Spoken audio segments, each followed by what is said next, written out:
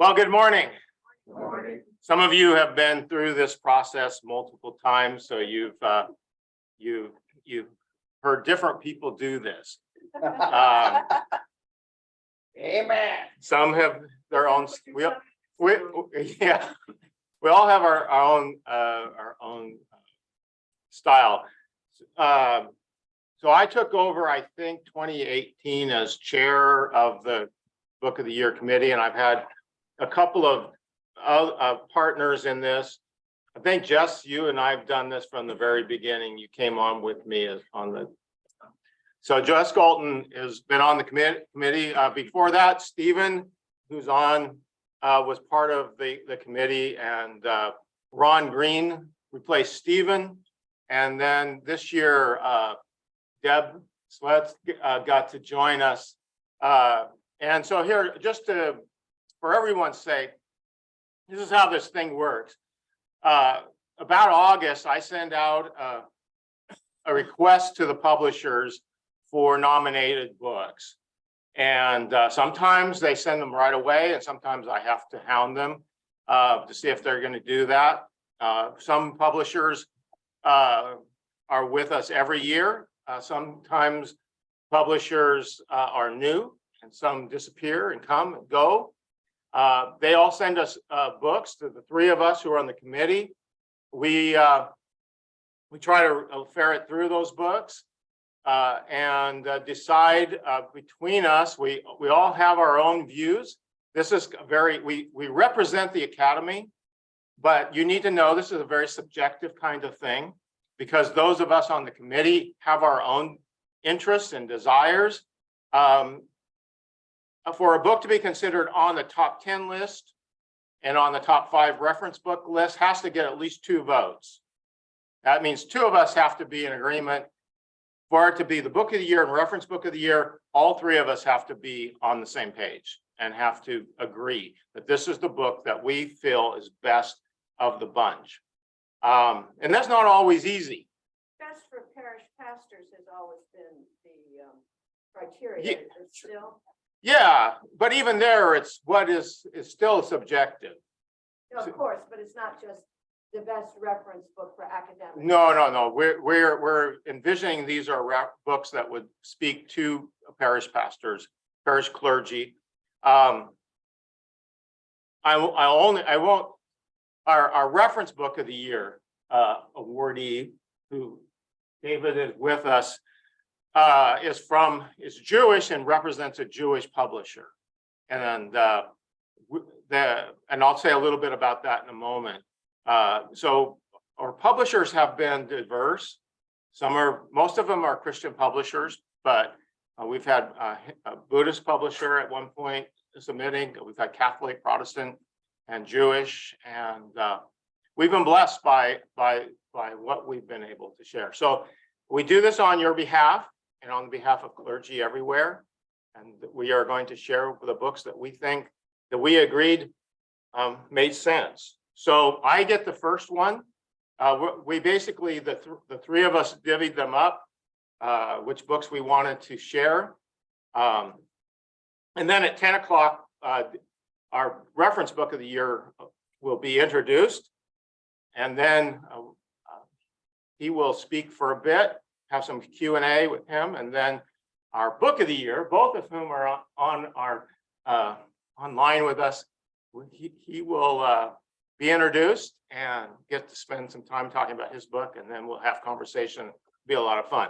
So the first book up that we chose got mentioned yesterday, the name of an author, Andy Root, Churches and the Crisis of Decline. Andy's books have been on the top 10 list, and I discovered was the book of the year about 6 years ago, previous in this series. And then there was another one. It's funny. This is from Baker Academic. They came out with Andy Root had 2 books published this year in this series. The other one's Churches After Innovation. So I'm kind of, in my mind, we're honoring both books, but even though they only submitted one. So this is part of Andy's Ministry in Secular Age series. He's been talking about how we are moving through this secular age and what that means. And in this book, he really focuses on the reality of this imminent frame that we exist on, where everything is on the imminent, on the secular, on the human level, and we've lost transcendence. So this book is really arguing for the return to transcendence, to allow God to be back in the picture. So Churches and the Crisis of Decline, a hopeful, practical ecclesiology for a secular age by Andrew Root. We recommend this one. And then next is Jess.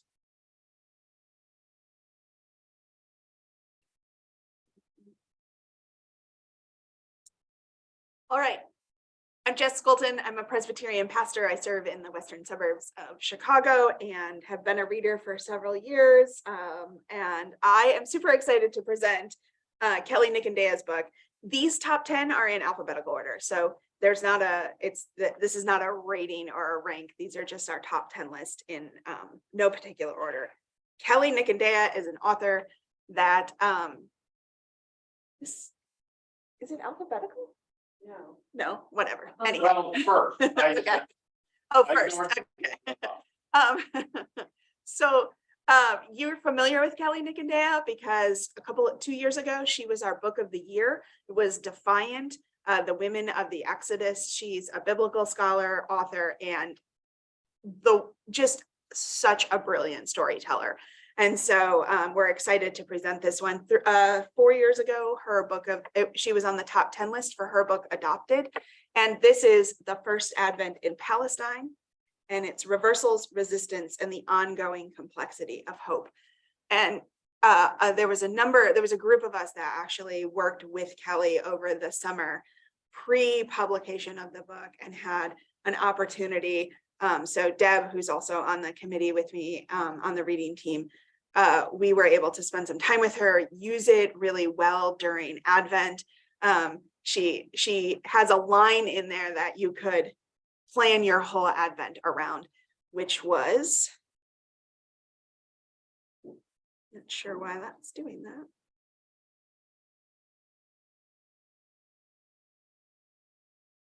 She has a line in there that says that,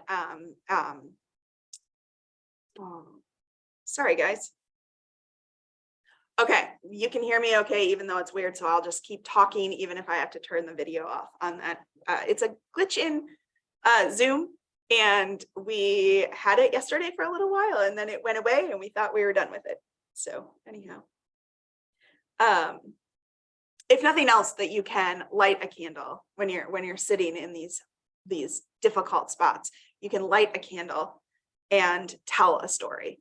And that's what this book is full of, stories. So she's organized it around topics by people. So you've got Zechariah and Mary and Elizabeth, and just really looks at the political climate at the time, and then has contemporary stories that also sort of balance that, not balance, but like how they interweave. It's just, again, her magnificent storytelling and it just puts you in the story in the time of Jesus, and then also because of her own ties to Israel Palestine puts you in the current context as well, and just looking at the dynamics of the empire and the dynamics of poverty and the dynamics of violence, these kinds of things that are surrounding. It's not a warm fuzzy Christmas story, and she really digs into it and then gives you a hope that is that is deeply entrenched in the reality of the situation, which can move you to a real authentic hope. So great book, totally recommend it. Just what was the line that you said out of the book that's so memorable? Yeah, so Light a candle. And tell a story. Tell a story. Thank you. And say what we're doing at once.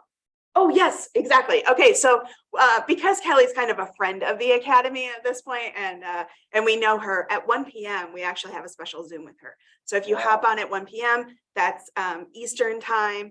Anybody who's here in person can sit and have a conversation. She's just really just been a real supporter of having these conversations with us, really personable. So you'll get a chance to hear more about the book at 1 p.m.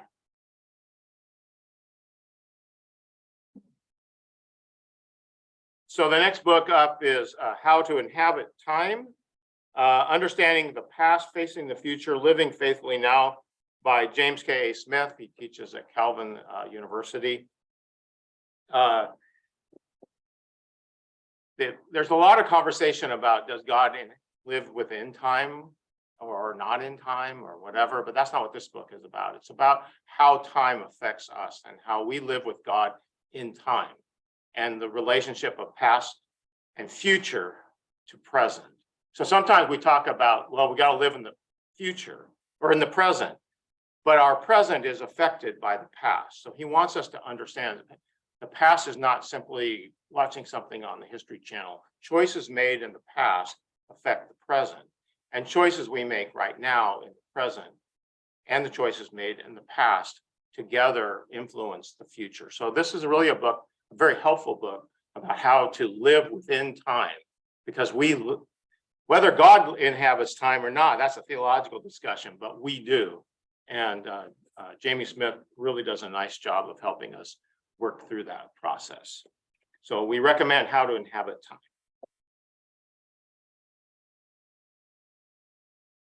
Ooh, that's an excellent question that we see there from Stephen with the list, and we will publish the list.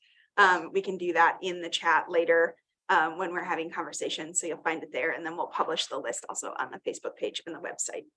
Another book of the year is Indigenous Theology and the Western Worldview, A Decolonized Approach to Christian Doctrine by Randy S. Woodley, and I'll just show you what that looks like there. And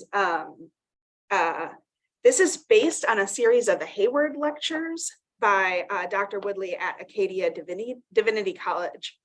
And so the book includes 3 main lectures: The Myths of History and Progressive Civilizations, Comparing Western and Indigenous Worldviews, and Decolonizing Western Christian theology. And so these lectures are woven together with hard truths about colonization and power, and this power to displace people and disconnect us to the land. That's a main theme of the book. I learned about the necessity of having invitation to space. And so you're just kind of like, as you're reading, just learning. It's a beautiful book for that. And so in addition to the lectures, the book also includes question and answer sessions that follow it. And they said they didn't do those like verbatim, but to give you an idea, which just is an extra teaching tool for helping you learn and grow. It's very engaging, super thought-provoking. Woodley is the director of the Intercultural and Indigenous Studies at Portland Seminary, and he and his wife Edith are co-sustainers of Eloha Indigenous Center for Earth Justice and Farm and Seeds. And so just, you know, in many ways, just a beautiful story about how we interact with the world and what space and place means. So Deb does get, but she's kind of like a whole bunch of them in a row. So she's after me. The next book is called The Messiah Confrontation, Pharisees versus Sadducees and the Death of Jesus by Israel Knoll, who teaches at Biblical Studies at Hebrew University, Jerusalem. This book published by Jewish Publication Society. I saw this book personally in their catalog that got sent to me. And I said, I got to read that book. I hope they send the book. And they did.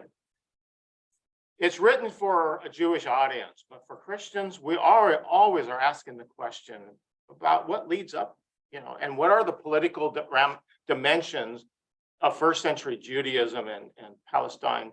What's going on there and how does it get there?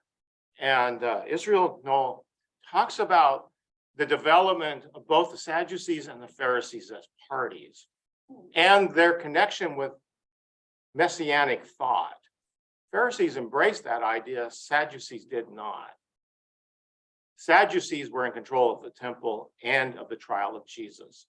The provocative piece here is he suggests, had the Pharisees been in charge of the temple with their messianic theology and their idea of resurrection, Jesus would have never been put on trial. But because the Sadducees, this was part of a Sadducees-Pharisees debate that he got caught up into. So Jesus isn't necessarily the primary figure in the book. For those of us who need to understand as Christians, this whole idea of who are the Sadducees, who are the Pharisees, what's their ideology, and how does that influence the way we read scripture. This is a wonderful book, and I'm grateful that the folks at JPS and the University of Nebraska Press that publishes for them chose to send this book, because I personally, that's a 5-star book. So pick it up. I'm Deb Sweats. I am a PCUSA pastor in Oshkosh, Wisconsin, and this is my first year as part of the Book of the Year team, and it has been a really big pleasure. The first book that I have the pleasure to introduce is My Body is Not a Prayer Request by Dr. Amy Kenny. The subtitle is Disability Justice in the Church. And I've already used this book a couple of times for sermons at my church. I think it can be really helpful to spark some good conversation about disability justice in faith communities. It is a challenging read. She doesn't sugarcoat living with disabilities or the ways that churches have excluded people with disabilities in our communities, the ways that we often perpetuate ableist theologies when we talk about the healing stories in our scriptures. Along with the reflections that she has in the chapter, she ends each one with some opportunities for reflection from the readers and some suggestions on how to make your community a little bit more inclusive for people with disabilities. She also includes these top 10 lists, which are often things that people have said to her, well-intentioned things, but things that are really painful for someone with a disability to hear. So this is a really good book, and I really highly encourage you to pick it up.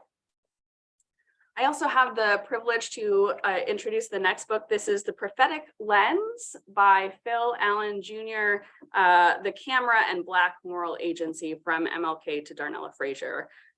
This book was really fascinating for me to read as well. Phil traces the history of the Black experience through the framework of video, starting with the white supremacist film, The Birth of a Nation, through the way that Dr. King used news media, newsreels to expose anti-Blackness throughout his life, and then to Darnella Frazier's footage that captured the murder of George Floyd. He talks about how the camera has become increasingly important. It's a tool for the quest for truth and cultural change in terms of the racial conversations that we have. So I found this to be a really interesting and unique examination of race and Black agency that I personally hadn't encountered before. It's also really hopeful. So if you've got any interest in exploring more about the camera and its use in Black agency and the sort of quest for racial change, I encourage you to pick it up.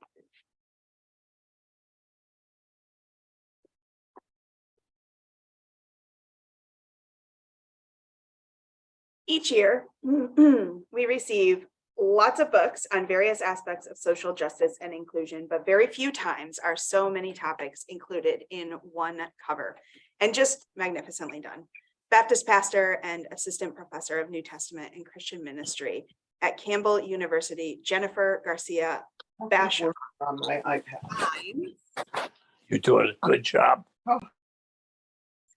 Combines biblical storytelling that drops you right into the story and engagement with Jesus and the scriptures. It's creative. She covers past and present. She covers scripture and real life, a variety of topics from scapegoating women to scapegoating the poor and the infirmed to outsiders, foreigners. So for pastors, it's this useful and biblical discussion tool. It's helpful for sermon prep, for educational purposes. So I'm really glad that Fortress Press sent us this, and I highly recommend it.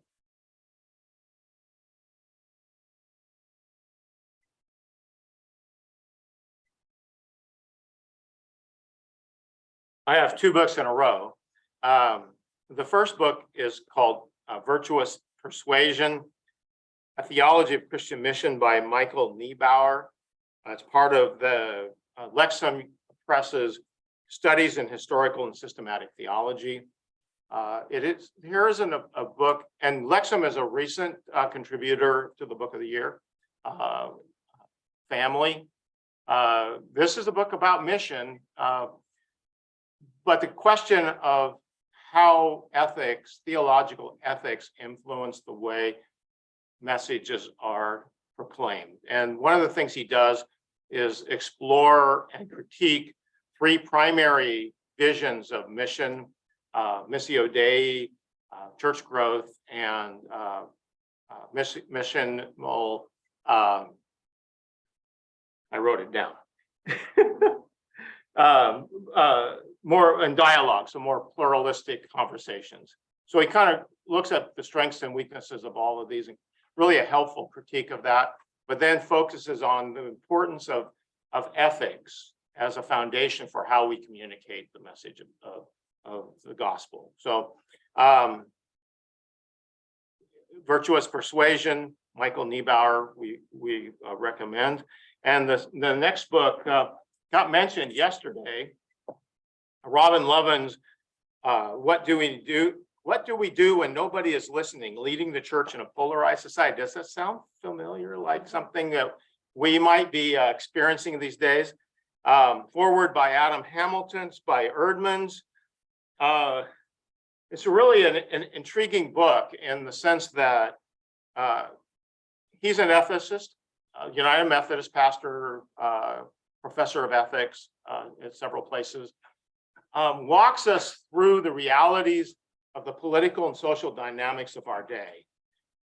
And the reality is that unlike maybe 50 years ago, where people like a Reinhold Niebuhr might speak and people listened, that's not so true anymore. So the question is, how do we speak in our congregations and in our communities, rooted in faith, in a way that may gain a hearing, always knowing that for the most part, nobody's listening. So, but it sounds pessimistic from the title, but it actually offers some really helpful words of hope for us.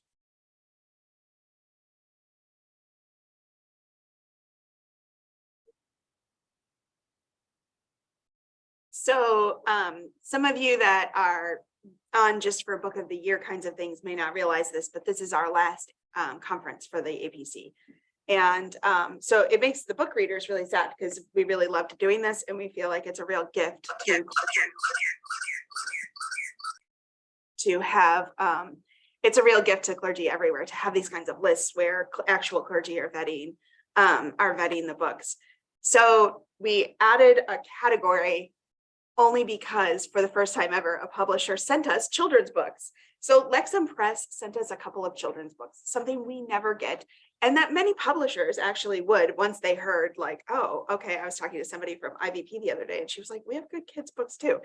But Lexham Press sent us these two books randomly. And so we're just popping in a recommended for you category. They have a series called The Fat Cat Books.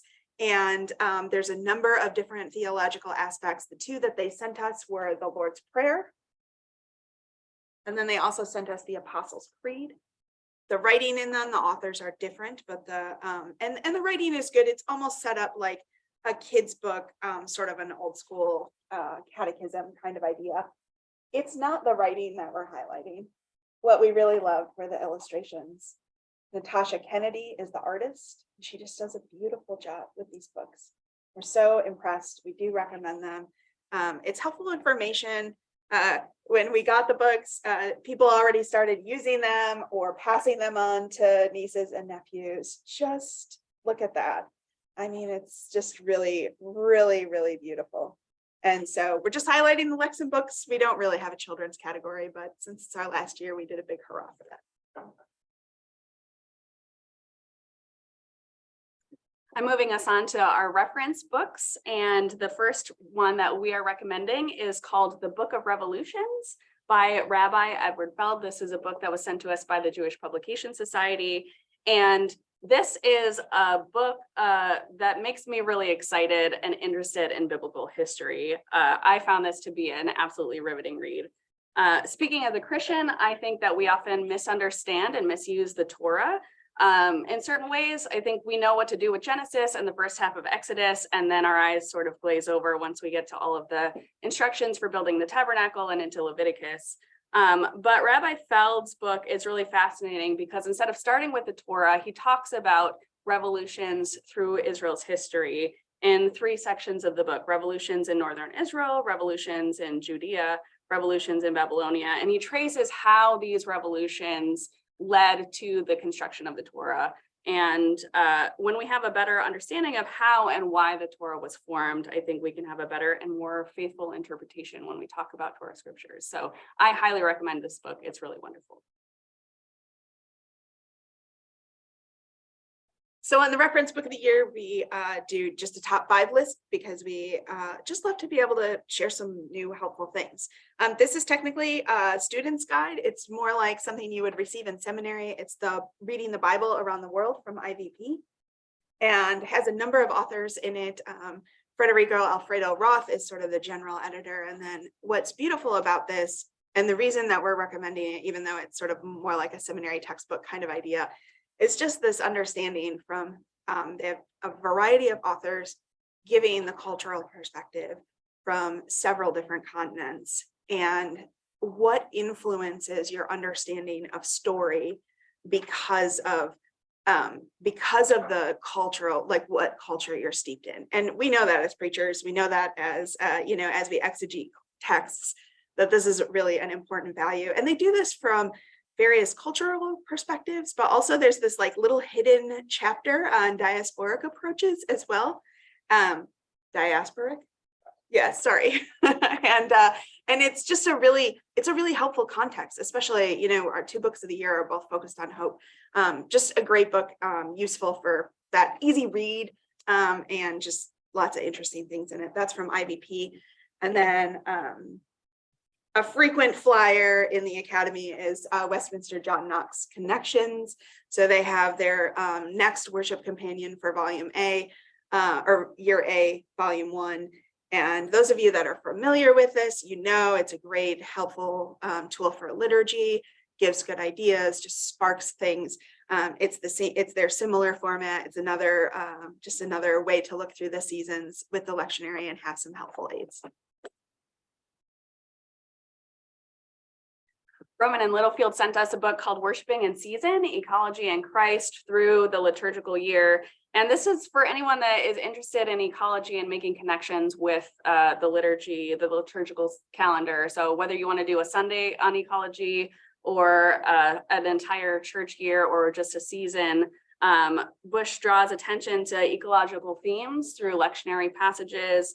He also includes options for liturgy throughout the book. So it's a really handy reference book when you are interested in looking at ecology in the lectionary. This is by Joseph Bush, Jr. The last book, we didn't bring a copy of it. It's Alan Culpepper's commentary on the book of Matthew from Westminster John Knox. It's a New Testament library series. Many of you probably have seen that or have that. It's a primary series for years and years and years in biblical studies. It's a scholarly commentary, very useful commentary. But one thing about the New Testament library is that while it's very scholarly, it is some scholarly commentaries written for the scholar tend to get caught up in the languages. And if it's not your thing, sometimes can be a little bit problematic. So you don't have to be a Greek and Hebrew scholar to use this commentary. So we highly recommend just the series, New Testament Library, and this is the latest edition from that series.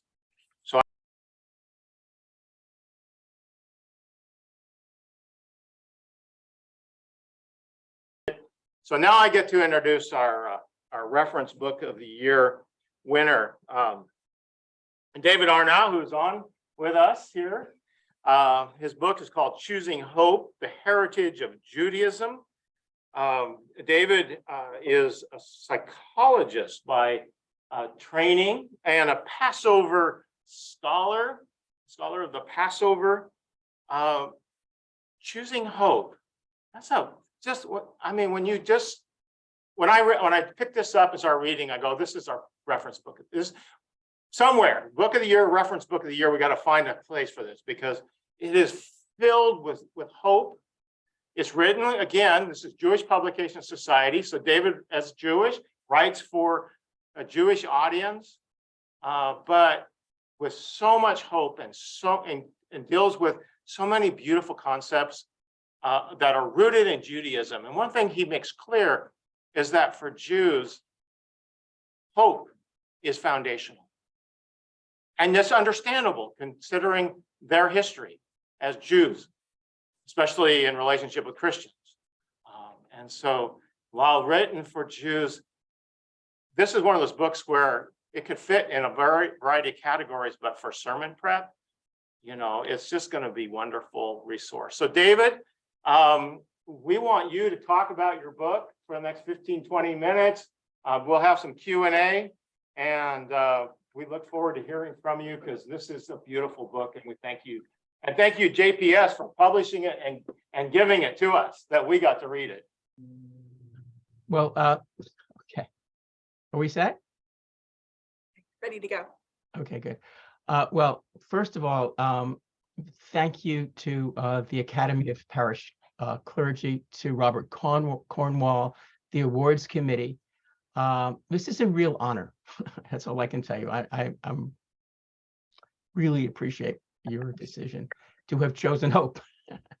And I want to congratulate Luke Powery, winner of the Book of the Year Award, for an amazing book, Becoming Human, the Holy Spirit and the Rhetoric of Race. So let me give you a little outline of what I'd like to do here in the next few minutes. I'll talk a little bit about why I wrote the book, how I understand hope, give you a brief overview of the book, and then share some thoughts about why I think Christians might want to read it. So why did I write the book? First of all, in my immersion in Jewish life and study for many, many years, I came to the conclusion that, in fact, Judaism is an enormous reservoir of hope. But the more I looked, the more I found that there was very little written about it by Jewish authors.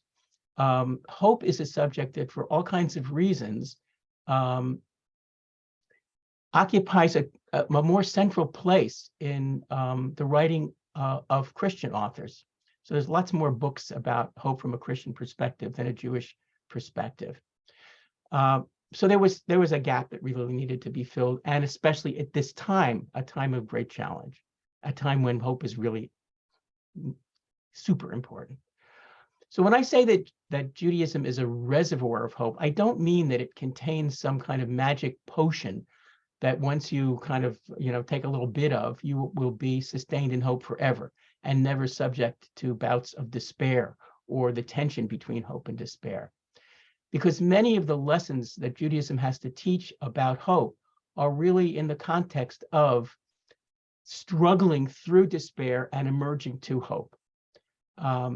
And so this is not a book about, sort of Pollyannish stories that just make you feel great always when you read, but it's a struggle to come through a dark place and arrive in a brighter one with hope.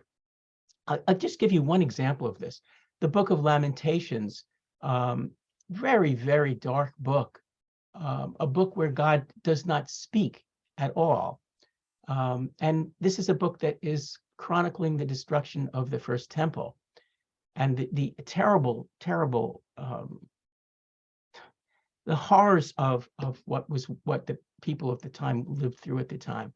Right in the middle of the book, there is a short discussion about hope. And that discussion ends like this: maybe there is hope. Ulai yesh tikva, for the Lord does not reject forever. Maybe there's hope. Okay, so we come out, even in a book like that, we come out sort of in the struggle for hope. The Lord does not reject forever. I wrote the book also because as a regular synagogue goer, I have heard very few sermons about hope. Hope is like in the background of the sermons, and sometimes you'll hear rabbis say, well, we can't lose hope. But that's about as far as it goes. And for me, there is much, much more to say about hope than we can't lose it. What is it? And for different reasons, I think that rabbis rabbis are not so sure how to talk about hope without sounding very maybe Pollyannish, too ephemeral. So I wanted to give tools to people who are teaching our people about hope, our rabbis and our preachers and our teachers. And finally, we're living in a time when the problems that are out there are just enormous. Maybe they've always been enormous, but something like climate change is enormous on a really different scale.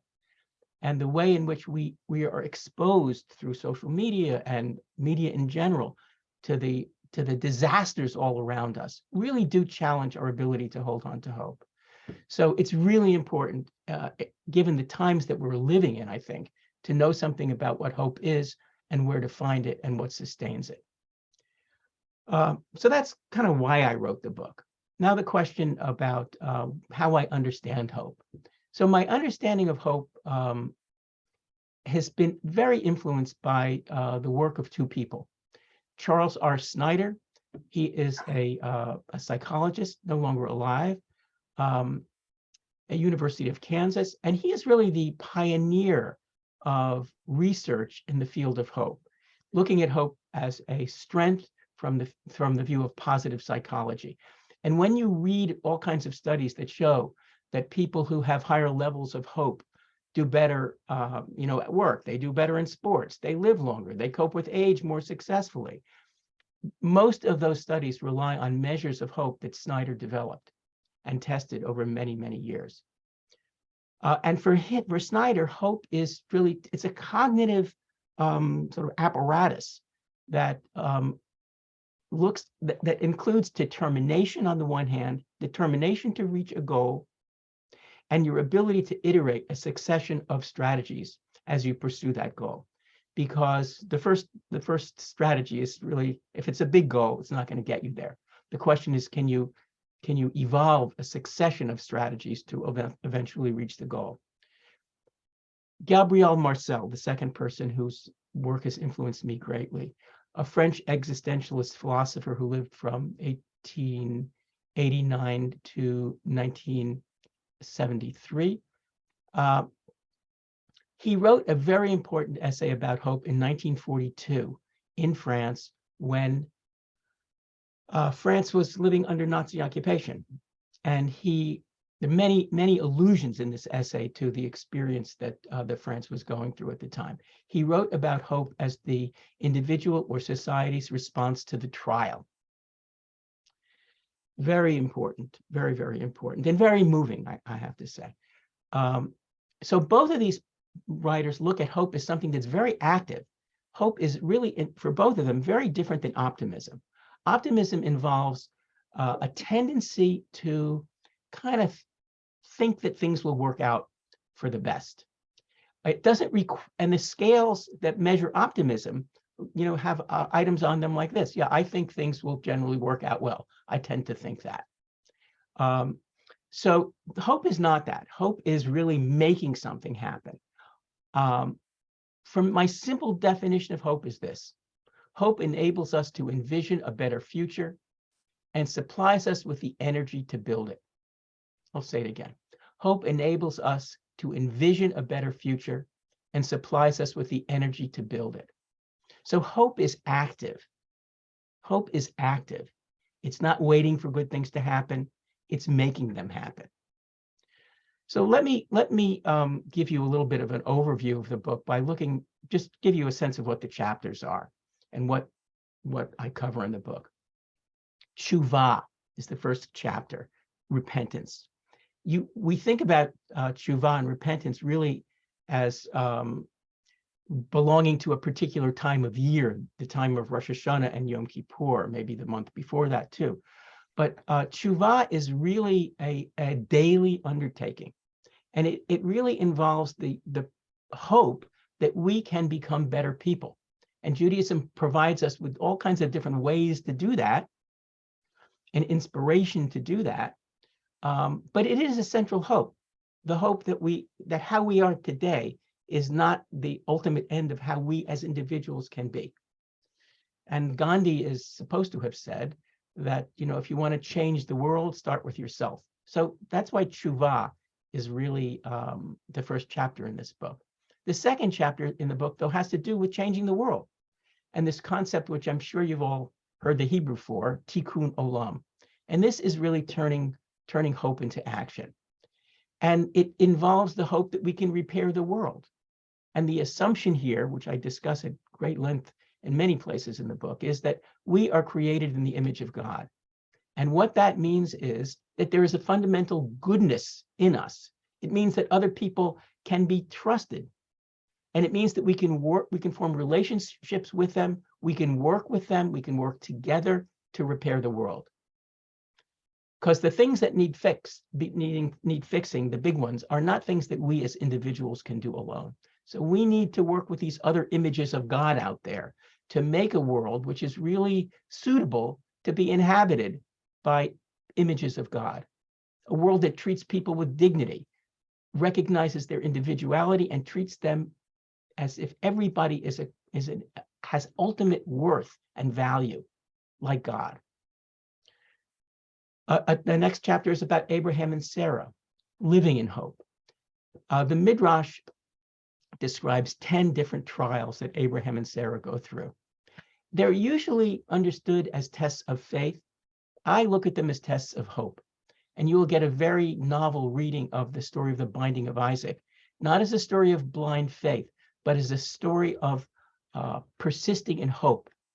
A very fresh, powerful, and inspiring, if I say so myself, reading of the story of the binding of Isaac.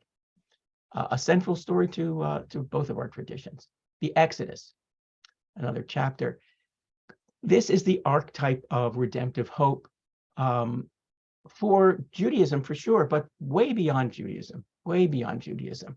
The notion that people who have been enslaved for centuries, that whatever this dark reality that has persisted for a long time is not the last word.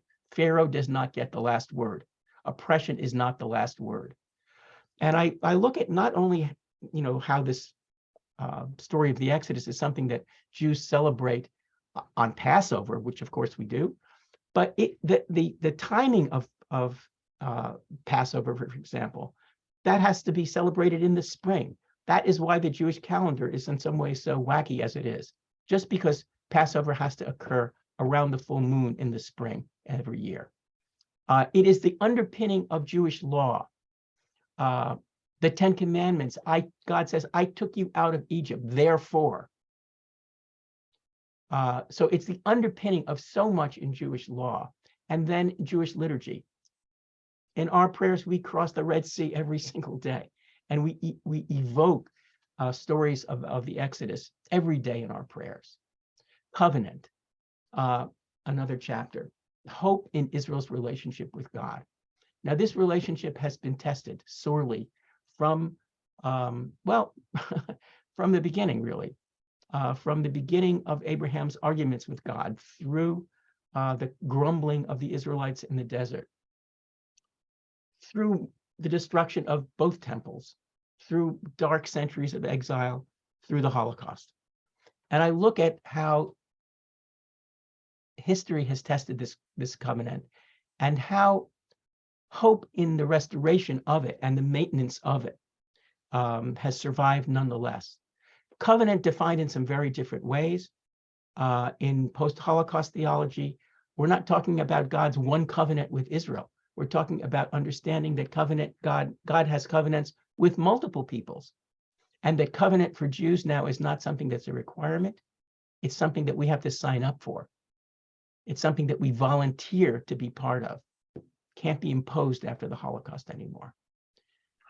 The book of Job, also a dark book in some ways, but a book in which the language, the words of hope appear many, many more times than you would expect, more than in most other books in the Bible. And the hard-fought hope of Job brings an individual who has lost everything, a grief-stricken man, back to engagement with the world. And it's really a story about hope for vindication. Many people have been accused of crimes They did not commit. Job's friends think he's very guilty, and that's why he's suffering. Job sticks to his guns and comes out the other end and is a human being who knows what vindication is about. So hope for vindication, really critical. Jewish eschatology, hopes for the world to come. Another chapter. Most Jews don't know that the idea of resurrection of the dead is deeply rooted in Judaism. Bob Cornwell alluded to this when he was talking about the book about Pharisees and Sadducees. But most Jews don't know this. We don't know this history. And we don't know that Orthodox Judaism today and conservative Judaism today, in our liturgy, we speak of resurrection of the dead in central prayers 3 times a day. And these very prayers that fell very out of favor in the Reform movement for more than 100 years, the references to resurrection of the dead are coming back, even in the Reform movement. So this is a concept that really does have eternal life and very important for Jews, and I think Christians to understand as well, that this is the history of resurrection of the dead as a concept is something that actually grew from Jewish soil, and it's still deeply rooted in Jewish thought and Jewish belief in many parts of our community. A chapter on Israel, hope in the homeland. The anthem of Israel is Hatikva, which means the hope. And I have to say that speaking personally, I talked about the challenges that Jewish hope faces. Well, Israel is right now mounting a serious challenge to hope. The directions that Israel is going in, not just with this new government, but has been going in for too long, is not what many Jews outside of Israel and inside of Israel were hoping for. And my chapter looks at the history of hope in the Zionist movement, but the heart of the chapter really is a series of interviews with Israelis across the religious and political and ethnic perspective, interviews with Orthodox Jews, with right-wing Jews, with Israeli Arabs, with women, with Jews from Ethiopia. All of these people are activists in nonprofit organizations, and they're all working to actually build an Israel that resembles what the place was founded to be, namely a place that guarantees freedom of religion and equality to all of its citizens, an inclusive and just society. And these people are some of the highest hope individuals I've ever seen. So you can read about them and share in their struggles and identify with their struggles, which in some ways are not so different than the struggles that we're facing in our country, which is going in some directions that some of us did not anticipate here too. And we have to identify with those who are trying to keep these countries on course. My last chapter is about Jewish humor, the currency of hope. Harvey Cox, the theologian, once called humor hope's last weapon. And it's hope and humor are really closely related. Both involve a requirement to step back and see a different kind of reality, and speak to your ability to kind of not be overwhelmed by what's staring you in the face, but to kind of step back and have a moment of perspective. And in that moment of perspective, to gather some strength and to laugh. Very powerful to be able to do that in difficult times. I speak about, in that chapter, even the literature, large literature about humor in the Holocaust. Humor was something that got people through even those experiences in some cases. Very important to understand that. And for me, it's the note that I wanted to end on, that it's important to take things seriously. It's important to be able to laugh at things too. So a couple of thoughts about why the book might appeal to Christian readers. So Paul speaks about Judaism as the root and Christianity as a branch. And I think it's important for Christian readers to have a chance to see where some of Christianity's hopes evolved. Some of the hopes we share completely. Some of the hopes have evolved in some different directions. But reading biblical texts through not just a Jewish lens, but a Jewish lens which is shining a bright light on hope, on stories that you may be familiar with, but don't necessarily read as stories of hope, I think helps add an ability to find hope in places where you may look at at Hebrew scriptures and not see hope, but you can find it there. I've been in Jewish Christian dialogue for many, many years. And one of the things that I found over the years is that Christians are very curious about Midrash. And my book includes a lot of Midrash that deals with issues of hope. So the book is not a textbook of Midrash, but it's full of it. So you'll have a great exposure to the rabbinic way of radically reading very familiar texts and turning them sometimes upside down in very creative and very inspiring and very hope-filled ways. I've also found that Christians are curious about Jewish liturgy. What are these words that Jews are praying 3 times a day? And there's a lot about Jewish liturgy in this book too, because that's one of the places where you can find hope and you can encounter it on a daily basis. So you'll get a sense of, the prayers that actually sustain hope for us. Finally, Christian readers will get an introduction to contemporary Jewish theology, which is not just my theology, it's the theology of some very important Jewish thinkers going back of the last maybe 50 years or so, who basically look at God having left the world in a state of incompletion. I should say also that there's ancient Talmudic roots in this thought too, but now this is kind of something that is not just in the Talmud, but is way out there in Jewish theology. God left the world incomplete so that we could fix it. That we, human beings created in the image of God, have the power, have the creativity, almost unlimited creativity and almost unlimited power to really fix this world, to engage in tikkun olam and make the world what God hopes it will be. So God is not doing it for us in this theology. God is inspiring us. Through prayer, we can discern whether the hopes that we're pursuing are really worthy, because some of the hopes that we want to pursue are not worthy. They really aren't. And prayer is a place where you get to sort that out in a private dialogue with God. God is not going to force us to choose hope over despair, but God will inspire us to do that. God will root for us when God sees us doing that. And sometimes you get this little feeling in prayer of, yes, yes, I'm going in that direction. I feel like that is God saying, go for that hope. And it's God saying that God is with me and with us when we're struggling to fulfill our best and deepest hopes. So how about if I leave it there? I've said a lot. So please do feel free to ask questions. I'm looking forward to them. Thank you. Awesome, David, that was a beautiful presentation. Thank you so much. And I'm sure we have some. It is really a delight to hear directly from the authors. This is such a gift for us. So thank you. I know we have some questions. So, and if you're online, you can just unmute yourself if you have a question.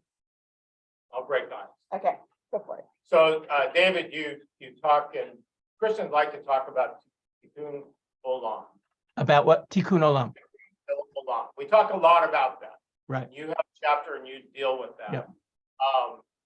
Which I think I'm hoping everybody, as they heard you share about the book, understand why we loved your book, and they all want to go out and buy a copy. Your publisher, I'm sure, will be helpful. Or put it on Kindle. It's on. So Yes, yes. So in the chapter on Tikkun Olam, you talk about incrementalism, that, and I'll just read the sentence, two sentences that I would like you to expound upon, where you write, Tikkun Olam embodies incremental progress toward its goal, a prescription for a long-term, if not unending project. The pace of repair may be slow, but that doesn't make it any less possible. And you also talk about it, whether it's a pipe dream or not. But if you would talk a little bit about how, from your perspective and from Joy's perspective, this is not something that we should expect overnight, but it takes a lifetime of process. Right. Okay, so I'm really speaking there against an approach to changing the world, which is sort of an apocalyptic approach. And that is an approach that says things can change very fast. People have to just, take action to bring about the ultimate messianic moment. And I'll give you kind of a frightening example of that. I would say it's one of the most frightening examples I can think of. It has to do with some Jewish extremists in Israel that thought that the Messiah would come about when the Temple Mount would be blown up. There's a strand of Jewish messianic thought that says things have to get really bad before the Messiah can come. Actually, there's a choice. Everything either has to be very good, almost all good, or almost all bad, and so dire that only the Messiah could come and save it. So that's the apocalyptic approach. And that, for those who are interested in it, it doesn't take long. It doesn't, God forbid it should succeed, but it's an approach to short-circuiting all of the hard work that I believe needs to be done to take the world where it needs to be, in a way that on the way when we're getting there still treats people like they are images of God. When you're blowing up a mosque full of people, you're not doing that. So I'm speaking against the apocalyptic, and I've given you the most extreme example of it. But that's what's out there. Judaism has this amazing teaching. I quote this in the book too, but this is one of the best ones for thinking about hope and thinking about the long-term nature of this struggle. Rabbi Tarfon in the Mishnah says, the task is not for you to complete, but you are not free to desist from starting it.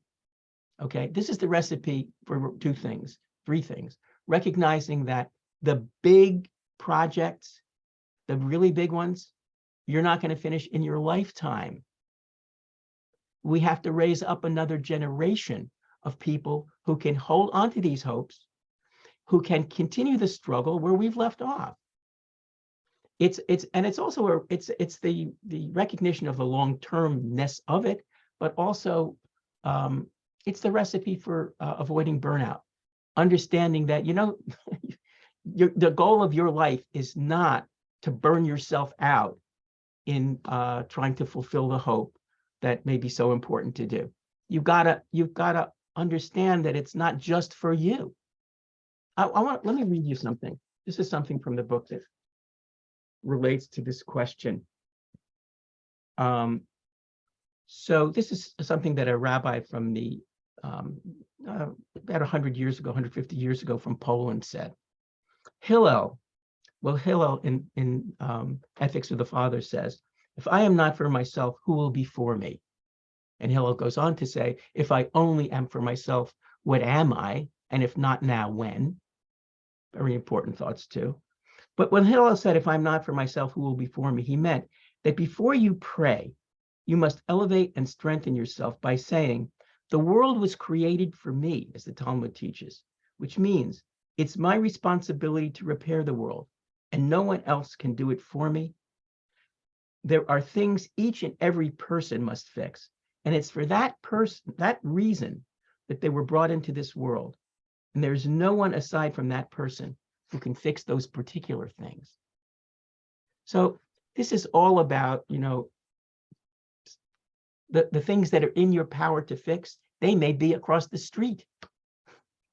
Fix those things. Don't be thinking about it's your responsibility, you, to fix the whole world alone in a big hurry. But it's a team process.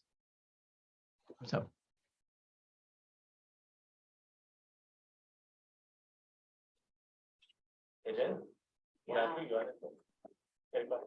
No, I don't have a question. Anybody else? Just getting a rousing amen. Yeah, a murmur of amen from the room. I would just like to comment that I really appreciate what you said. And that you wrote this book on hope from a Jewish perspective. Hope, as you alluded to, is so critical for human existence. And this speaks to that, but also within the Christian ethos, to understand better part of the hope from our Jewish origins. Because I don't think as Christians we often think about Judaism as our sister religion, and it's out of that Jesus came, and therefore we come. And because hope is so critical for human existence, to add this dimension, I'm very grateful. Thank you. Thank you. Anybody else? Yeah. Question. Yeah, thank you again for your presentation and for the book. I really appreciate it too. And as you're talking, I'm thinking about the shadow side of hope, and what your thoughts are around that, like the Pandora's box mythology, where if hope escapes, hope in that myth, hope is almost demonic in some ways because it lures people away from action. Is that just? I mean, do you think that's people confusing hope with optimism?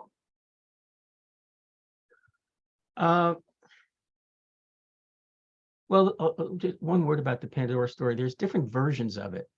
In one case, hope is something that is really much more like a pipe dream. And the other version, it's something, it's the last thing that stays in the jar and stays in your home and kind of warms your home, your hearth. There's a complicated story, that Pandora's box. But I think if you're thinking that hope is something that is about waiting for good things to happen without acting to bring them about, I think you're, well, you should read my book. Because that's not where this book is coming from. And one of the things that I have to spend some time with in the book is that, if you read Jewish, if you read the Bible and you read our prayers, those prayers and those stories, in many, many ways, at least on a certain level, make it sound like you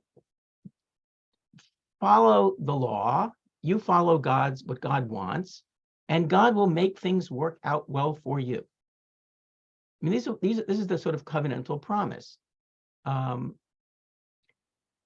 If you follow my law, you will be a kingdom of priests and a holy nation, and the rain will come in its due season, et cetera, et cetera. It's all about doing these things, these ritual, spiritual kinds of things. Well, our history has really shown us that things have not worked out that way, actually. Some of the people who have prayed the hardest and have been the most pious were the first to go. And if we look at the story of the, this is what we learned from the story of the Maccabees, in fact, that there was a pious group of people that wouldn't fight on the Sabbath. They were wiped out. They were wiped out. And the Maccabees had to come along and they had to say, there's a time that we have to act in a different kind of way, that God is not going to save us in those kinds of ways from all of the tragedies that beset us and befall us. So hope is, it's evolved in the whole theology of this hope is evolved from a time in history when we thought God would do it. God was the senior partner. We were the sort of helpless ones, through a sort of an intermediary period where, God would do this, we would do this. It was like maybe a joint partnership. And Irving Greenberg, a very important post-Holocaust theologian, now writes about God as the silent partner, and we are the active partner. And the hopes that need to be fulfilled now have been left to us to do. It's in our hands. And God is rooting, as I said, God is rooting, God is hoping, God is inspiring, but not doing in the active way. Like you read in the Exodus, the strong hand and the outstretched arm. That we're not seeing that. When we act in godly ways, that's how we can see God acting in history. But God is not as God parting the sea. So if we want to get to the other side, let's go. Awesome. Mark. Part of me listening, thank you for your presentation. As I've been listening, I've been stirred to buy your book, but also to read it. And then I thought, it'd be really fun to take one picture a day of hope. Mm. And I thought to myself, after you finished with your book, what stirred you awake? What did you notice when you finished your book about hope within you? Right. Well, I can give you a couple of examples of things that happened in the process. So, when writing books, sometimes the editors and the publishers want you to do certain things that you didn't intend to do. And I originally did not have a chapter on Jewish eschatology.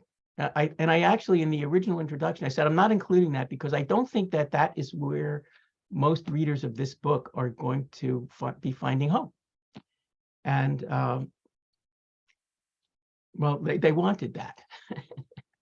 And I thought to myself, it's like, oh, this was a big mountain to climb.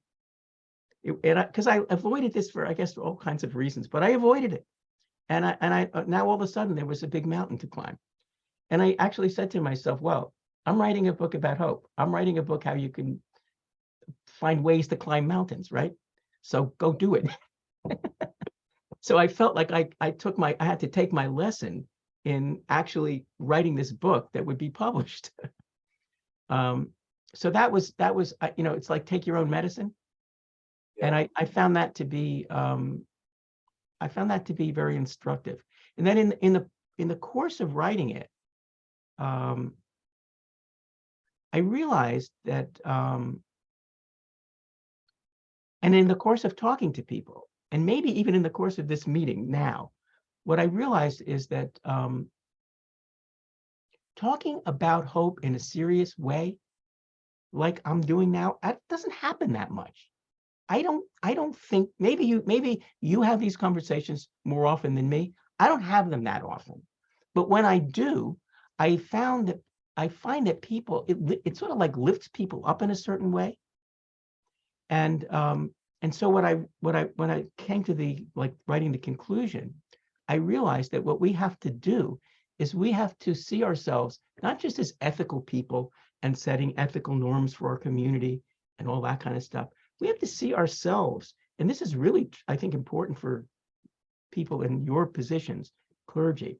You are transmitters of hope. And people, when people look at how you face the mountain, how you face it, can you find the ability to kind of keep going? Do you keep going? Do you find these alternate strategies to get to the top? Can you do that? Can you model that? People are looking at us, at me as a writer, you as clergy, to do that. And it doesn't mean that you have to have a happy face on all the time. It means you can share the moments of despair. You can say, hey, I need somebody, find the light right now because I don't see it. You can be part of a team that can model as a team how you stick with this hope program and the work of fulfilling hopes. So what I realized is that we're like we're models in terms of ethics in all kinds of ways. We're also models to our children, to our communities, about what it means to work in hope and struggle toward hope. So I learned that in the course of this, working on this. I did not expect that I'd be saying things like that when I started out. Thank you.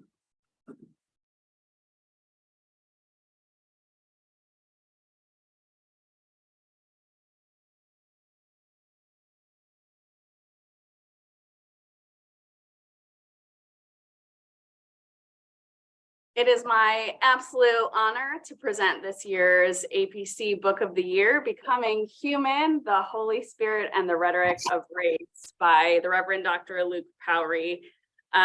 This book is one that rose to the top for our committee. We received a number of books on the topic of race this year. This one was just the one that we all felt was worthy of the honor of being Book of the Year. The care and the love and gentleness and the hope with which Dr. Powery writes really leaps off the page and straight into your heart. The invitation for us is to invite the Spirit into conversations about race and to use pneumatology as a way forward in the current racial crisis. So thank you so much, Dr. Powery, for being with us today. We're so glad that you're with us and really excited to have you talk about your book for us today. Thanks so much.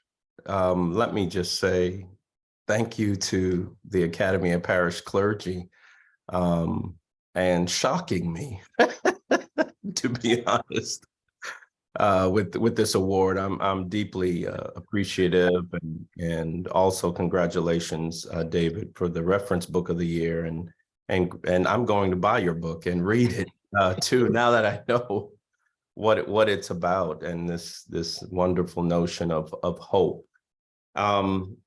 Just a few things. I could say a lot, but I'm a Baptist minister as well, so I want to try to limit myself in this context.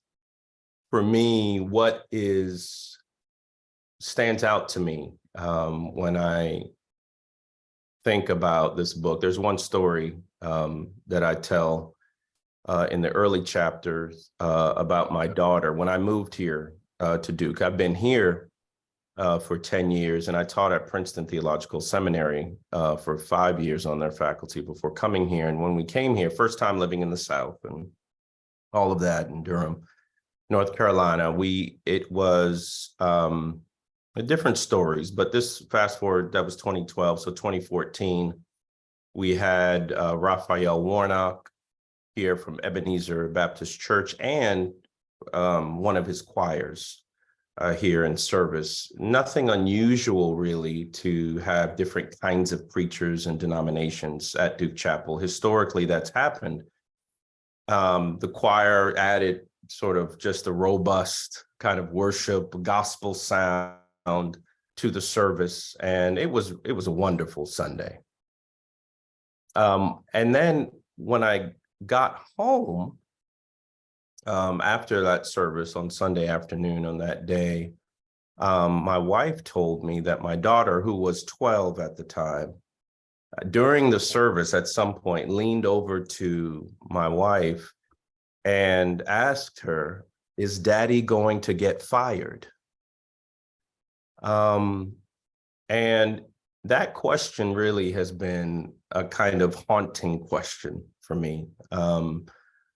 What would make a child, 12-year-old, ask that question? What were the signs or the symbols, or, no one really said anything to her. Was it the gospel sounds, the collective visual blackness for that special Sunday in a predominantly white Congregation University Chapel. What was it? Is Daddy going to get fired?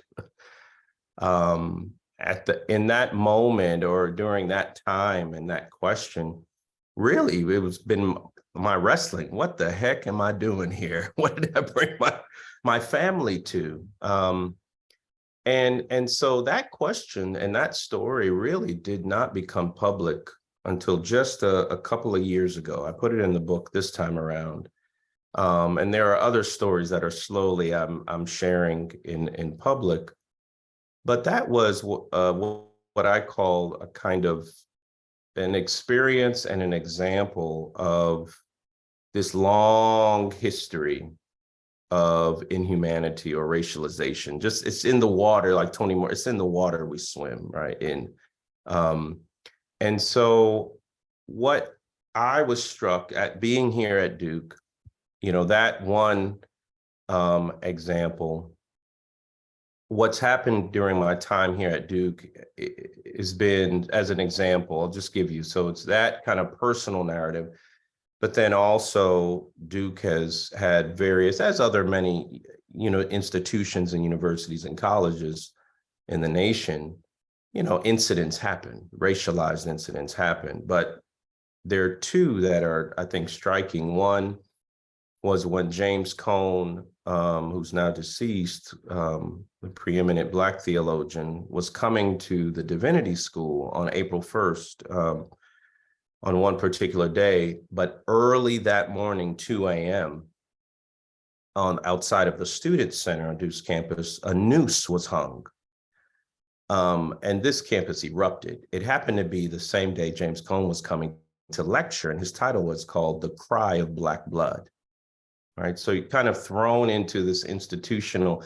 The president ended up speaking on the front quad of right in front of the University Chapel, 1,000 people. It was an intense time. The other thing that one of the other, I guess, stories that was in the news during my time here was in the wake of the Confederate, kind of the conversations and debates around Confederate monuments, and post what happened in Charlottesville, Virginia, around the Confederate monuments, we basically had some issues, attention, and then eventually removal of a Robert E. Lee statue that was right in the entrance of Duke University Chapel. So that was removed in the wake of all that was swirling in the nation.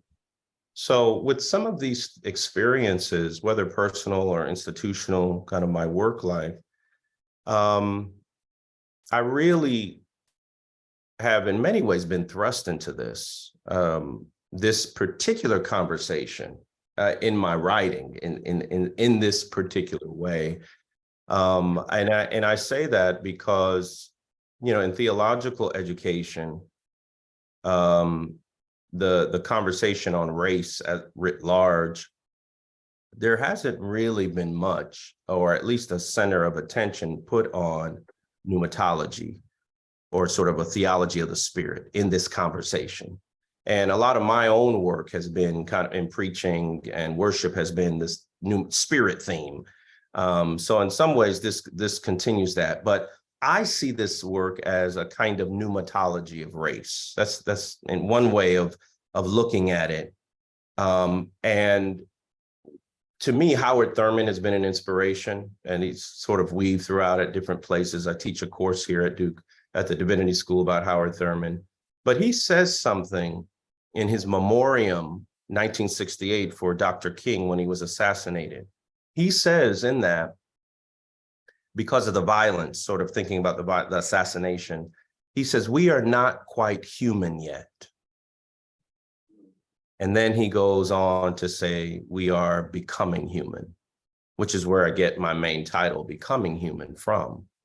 And so what I've tried to do in this book, the sort of movement of it is a move from racialization. And there are places I use race, but I try to use the term racialization consistently as possible, as a way to signal that this whole conversation, race, it's something that happens to someone. It's something that's done to someone. It's what Ta-Nehisi Coates says in his preface to Toni Morrison's book, The Origin of Others.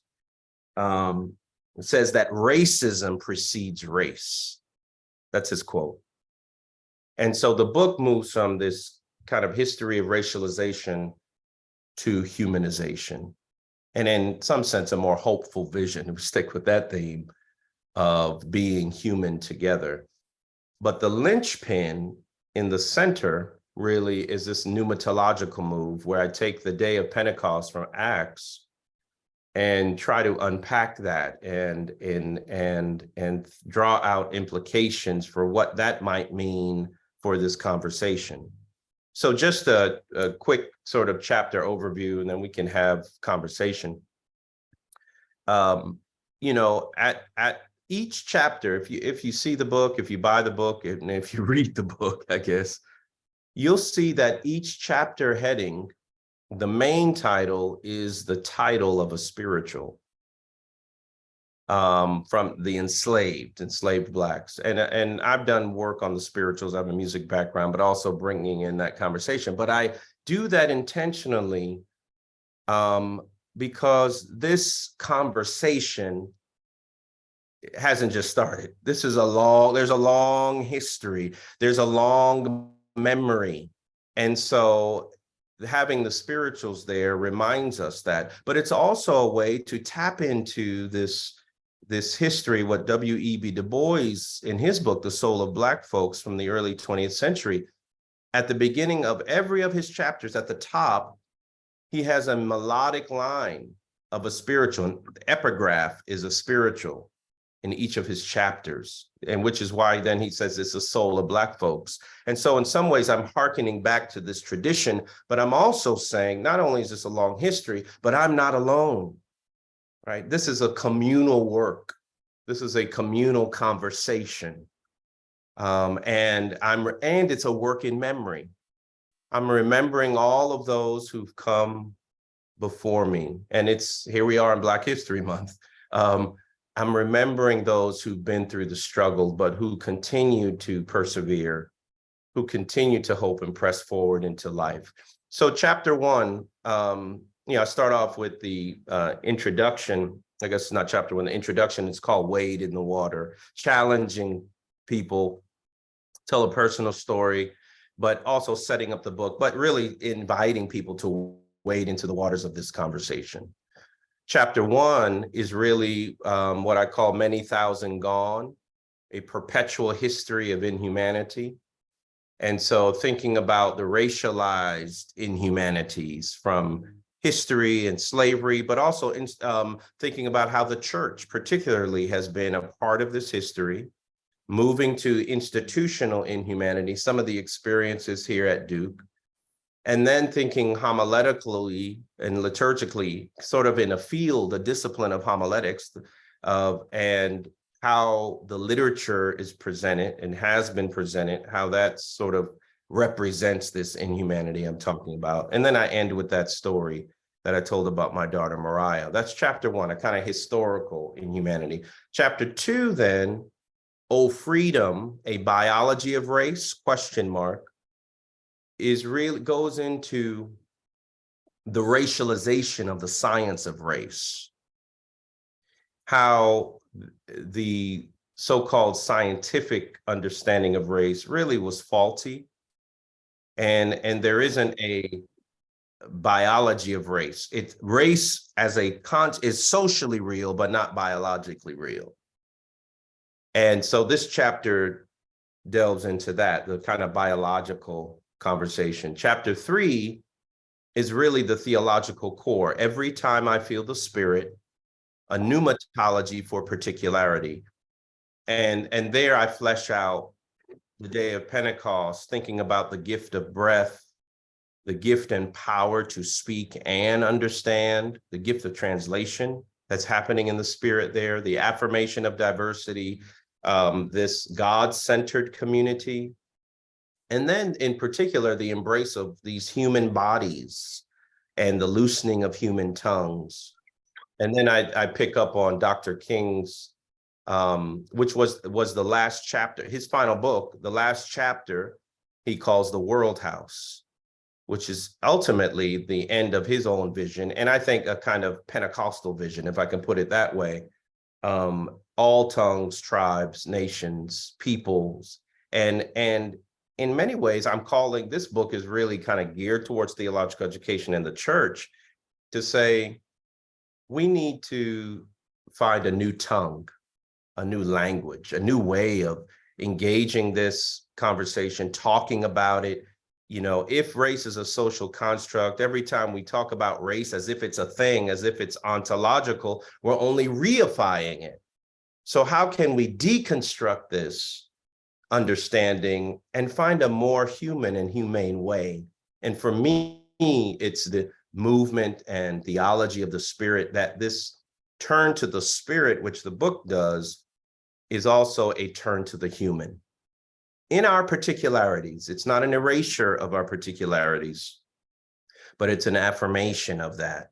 And so then that's chapter 3. Chapter 4 takes it more specifically to the realm of homiletics, which I define as the theological study of the art of preaching, and how much of the literature is either by, so you could think of preaching and race two ways. One is it's done by those who have been racialized. So racialized scholars, African-American, Asian, Latino, right? So that's one way of thinking about it, and kind of a prominent way. And then there are some books that have been about racism, right? Preaching about it. The topic is race. And what I'm trying to do is saying this is, or even those books, not just about, but kind of against racism. This book is really, how do you preach or think about preaching through and beyond racism? Because a person like Howard Thurman, as an example, who grew up in segregated Florida, Daytona Beach, and who had a grander vision, who said that his whole life was about following the scent that binds humanity and really all of creation. Here's someone who preached through racism, but beyond it. And this book is kind of in that spirit, I would hope. And so then we talk a little bit about the human sermon form and these, what I call the human sermon form, because often we think about in homiletics, sermon form as, okay, I'm going to do this in the narrative form, or 3 points and end in a poem, or, you know, people who know the literature, the Lowry loop, or I'm going to do the 4 pages of a sermon of Paul Scott Wilson, this form, the movement. But I think the spirit presses us to think about the human form as a sermon form. Our life, so it's pushing beyond the categories. Our life becomes a sermon in many ways. So that's chapter 4. Chapter 5, there is a balm in Gilead. There is a balm, it's called, a ministry with humanity, really begins with Howard Thurman's understanding of the human, where he talks about how we have been, it's a burden. We carry a burden to be, he was writing in the 60s, to be white or black. Rarely do we find ourselves living as human beings. And then I kind of move forward and thinking about, even drawing on his book, Jesus and the Disinherited, where he focuses on the human Jesus. And this turn to the spirit is a turn to the human, and sort of how do we help people as Christians even live? Well, we have to think about the humanity of Jesus and not the divinity, because historically, I think it's the divinity, emphasis on the divinity, that we've neglected and obliterated the humanity of others. And so following Jesus, there's a section in there about thinking about suffering and the suffering of human bodies, thinking about what it means to be community together. And one distinct place one thing that I bring to this, one of the things is thinking about embracing our mortality. Often theology is thought about engaging morality. And I fundamentally believe sort of the theological enterprise is really about our mortality. It's about life and death, our humanity, what it means to be mortal. And so there is this call in many ways to embrace our common humanity, our mortality, to embrace our humanness, humus from the earth, that we are dust and to dust we shall return, and what I call the ethics of dust. And what might that mean for us if we embrace this ethic of how we engage one another, how we talk about one another, how we live together, our systems and structures. And so I end the book, I do have a coda after the final chapter that's called Deep River. But in the final chapter, kind of regular chapter, I'll just read a portion of this. This is in the last section that's called A Final Call to Togetherness. It says, when it comes to the history of racialized inhumanities, God, Jesus, and the Spirit are not the problem. We are.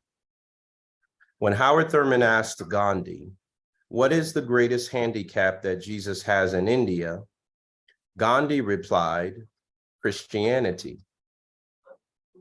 My hope is that through this exploratory wrestling of the interface of pneumatology and race for the life of the church, readers will walk away with a blessing filled with honesty, humanity, and hope. Because the winds of the Spirit are still blowing new possibilities into the world, in order for us to embody the conjunctive imagination of God in the Spirit of Jesus. In this Spirit, may we commit our flesh to this common and holy calling, this common ground, human to human, earth to earth, ashes to ashes, dust to dust. As we do so, may we remember these words of Thurman. It is the intent of life that we shall all be one people. For better or for worse, we are tied together in one bundle, and I can never be what I must be until you are what you must be. For better or for worse, this is the only option. And to reject it is to reject life. And to reject life is to make God repent that he ever gave us a chance to live. Thank you, Luke. I appreciate, I think the one piece that hooked me in right away was your story with your daughter. And I thought, that question to your wife must have stirred an incredible discussion in your own home. Now, Deb came at it from the classroom situation. I'm going to ask you about your book and how it would fit in a home discussion with families. Yeah, that's a wonderful question. Yeah. Oh, I mean, I guess it depends on the family, but you know, in one sense, the latter two chapters, if I'm honest, or particularly chapter 4, right, which has a kind of real homiletical focus. If somebody's not interested in preaching, they're not going to do that. Worry about that. The last one, broadly on ministry, I think the themes, you have entry points, but again, somebody who's not maybe thinking about ministry, I think some of the themes there are interesting, but the 1, 2, and 3, the history and the kind of biology and even the theological, so many entry points. So at home, I think even thinking about, well, who is the Spirit, right? I mean, and because we don't hear enough about the Spirit. I mean, you hear it more, I think, than in the past about pneumatology. Some emphasize the Spirit more in other traditions and that kind of thing. So if we think about God's Spirit, that's what I pick up on the gift of breath. that we all have, we all share across races, across religions, that there is a gift of spirit, ruach, breath in all of us. It's a common breath. That's why we're alive on this call. And I can see young people, you know, and parents sort of, I think, playing with that. For me, one really interesting one is just the term diversity, Pentecost.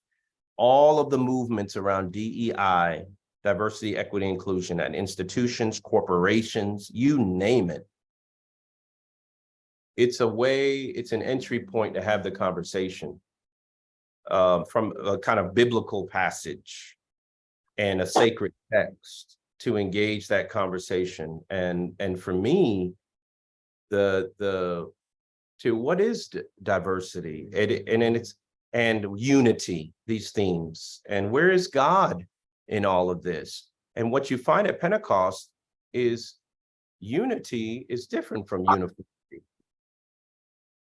And I coin a term in the book, and I just make it one word: diverse unity, to suggest and to say, look, if we're talking about unity, that implies diversity. That's implied in what that is. But often what we find is uniformity, you know, of thought, of race, or whatever, homogeneous. But to really talk about the beauty of God, it's this heterogeneous expression, different languages, cultures, ethnicities, bodies, tongues. And it's a kind of loosening of our hold of control, which has been, you know, that's the whole history of colonialism and the colonial racialization. It's about control, power, money, all of that.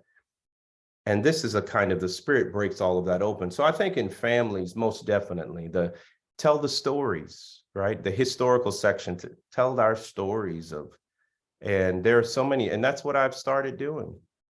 You know, my kids, I don't even know if my children know this, but I told it publicly in a sermon I preached just like this past Sunday at Howard University at Rankin Chapel. First time where, and I have it written in something else that's coming out, a chapter in a book, but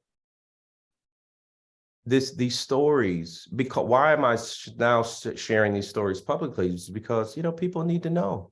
Because the people who know me, it's like, whoa, this happened to Luke. You know, this is not just a theory. This is not just something in the news. I was very new here. This is in 2012, fall of 2012. And there was an elderly man, senior citizen, who was in a senior home community, who was the father of somebody who was a part of the chapel community, had some connection. This gentleman was an alum of Princeton Theological Seminary from the 30s, okay? And I went to lunch with him. I went to his place and had lunch in their cafeteria there, you know, just to meet, to connect, and like a pastoral visit. That's how and so as we were beginning to eat, he said, you know, he loves Princeton Seminary, Duke University Chapel, all of this stuff. He knew my biography clearly from just talking to him. And he stopped, we're eating, and he said, do you think you got into Stanford because of your color? Right? I just kept eating. I was like, is this guy really going where I'm thinking he's going? And then he asked me, what were your SAT scores? Right? I keep going. I didn't answer it. And then he said, you probably wouldn't get in today. Right? Now, here I am doing him a favor, visiting him, right? And we're having lunch, we're breaking bread. And this is what comes out of his mouth. This was my really entree to living in the South. And as the first Black dean of Duke Chapel, where there's been 6 of us historically, First Baptist, First time for me living in my family in the South per se. And it was just a reminder of, you know, this history of racialization is so deep in the psyche of people, no matter your degrees, no matter where you've gone to school. People may not see you as a human, or you're suspect. There's a hermeneutics of suspicion. How did you get to this? There must have been, right, compared to other people groups. And so so for me to answer that, it's just, it allows space for families to share these stories, with our children's or among our family, and kind of wrestle with reality. But at the same time, as Desmond Tutu once said in an interview, I'm a prisoner of hope. Back to that hope theme. I'm a prisoner of hope, and that even through the struggles, as David was pointing to, this notion that through the struggle, which is why I love the spirituals and this whole conversation, it's in the midst. It's like hope is a tiny sprout. J. Alfred Smith, from a sermon, he's a retired minister from Allen Temple Baptist Church in Oakland, California. Hope is a tiny sprout growing up in cracked concrete. So you have the vast devastation, all of the pain, the suffering, history is cracked, but there's that tiny sprout growing out of the devastation through the crackedness of life. That's hope. I love it. Yeah. And so that's what, I think it does open up that hope is not an erasure of the hard stuff, right? It's in the midst of all of that. It's despite all of it. It's despite, right? That's right. Yeah, so there's a defiance a little bit too. That's right. Yeah. Yeah, exactly. I loved your book because it's a call for treating all people in the way that they should be treated, not just people who have been racialized because of skin color, Right. but because of all kinds of differences. And so, no, the church has not been great in dealing with all those differences. But I felt like that this is that you're speaking for a Christianity that's putting its arms around me and not trying to make me something else, but me as who I am. And that's like, thank you. Yeah, no. And that's hope. Yeah, and thank you for seeing that. Because that's really the undercurrent. I mean, I get so tired because what happens with any category, adjective, political party, race, you name it, right? Religion. It's a way that people can objectify a human being, right? And then you're either saying you're in or out based on the category, rather than saying you're dust and I'm dust, right? We're all from the ground. That is our common ground, actually.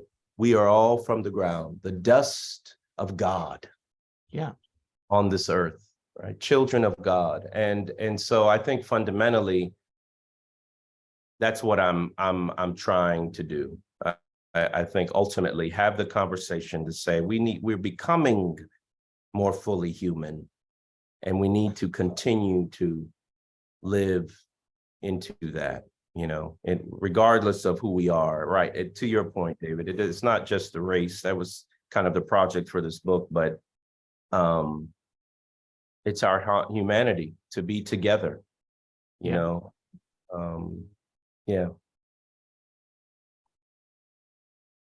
So, yeah, David, one thing, I know our time is, one of the things that you raised, which I just wanted to ask about, made a note here, or to say something. What's interesting, I mean, there's so many connecting points. You talking about the struggle, hope, yes. the envisioning and the action. and this humor to say, I don't know, say something more about that, because this laughter, the gift of laughter, there's a story called High John the Conqueror, a kind of cultural myth in African-American religious history. And High John travels, basically, the short of it is he travels to the enslaved without the slave master seeing him. And he comes in on the waves of sound. He takes the enslaved to heaven, and God gives them a song. And when they get back to earth, there they are singing and laughing. And High John is the one who's given them the gift of laughter and song to endure under their cruel circumstances. Right. And so with this sense of humor and hope, I'm just intrigued to hear more about that, because that's something we don't talk enough about, the role of humor in life. Right. And what's really going on there. Right. So I'll just say one word about the biblical origins of laughter. Okay. Okay. So it's when Abraham and Sarah are told by God that at the age of 99 for Sarah and 100 for Abraham, that they're going to have a child. And they both fall on their faces and they're laughing. What, me? I'm old, withered, and Sarah says. And now imagine what happens. They have to do something to bring about this child. And imagine that scene. They've given this up. They've given up marital relations for a really long time. And they're called to do it again after all this time.